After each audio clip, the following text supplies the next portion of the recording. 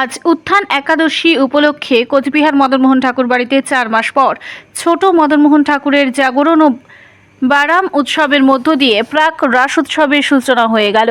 4 মাস শয়নে থাকার পর আজ বুধবার উত্থান একাদশী উপলক্ষে 108 ঘটি জল ও দুধ ঘি দধি দিয়ে স্নান করানো হলো ছোট মদনমোহনকে। শুক্রবার কোচবিহারের মদনমোহন ঠাকুর বাড়িতে ঐতিহ্যবাহী রাস উৎসব।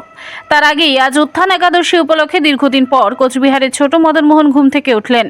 মদনমোহন মন্দিরের রাস জগৎ বিখ্যাত। পশ্চিমবঙ্গের বিভিন্ন জেলা থেকে বহু মানুষ এই মদনমোহনের পুজো দেখতে হাজির হন। ইতিমধ্যেই কোচবিহারের মদনমোহন মন্দিরে শুরু রাসের প্রস্তুতি।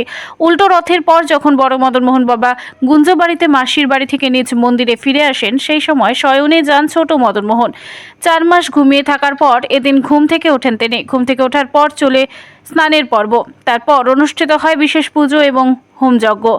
মদনমোহন মন্দিরের কর্মীদের কাছ থেকে জানা গেল যে প্রথা অনুসারে আজ থেকেই রাসযাত্রার সূচনা হয়ে গেল, কারণ উত্থান একাদশী উপলক্ষে এদিন ছোট মদনমোহন শয়ন থেকে উঠলেন। 3 দিন তিনি মন্দিরের বারান্দায় থাকবেন, হাওয়া খাবেন। ছোট মদনমোহন এই 3 দিন জাগরণে থাকবেন। মদনমোহন ঠাকুরের রাস উপলক্ষে শ্রী শ্রী বড় মদনমোহন ঠাকুর রাজমাতা মন্দিরে শ্রী শ্রী রাধানাথ ও রাধিকা বিগ্রহ, ডাঙ্গর আই মন্দিরের রাধা বিনোদ বিগ্রহ এবং শ্রী শ্রী লক্ষ্মীনারায়ণ গোপাল বিগ্রহরাও ঠাকুরবাড়ির বারান্দায় অধিষ্ঠান করবেন।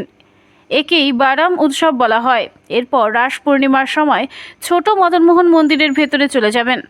বড় মদনমোহন বাইরে থাকবেন। রাজমাতা ও ডাঙ্গর আই মন্দিরের বিগ্রহরা এই মন্দিরের অন্যান্য স্থানে অধিষ্ঠান করবেন।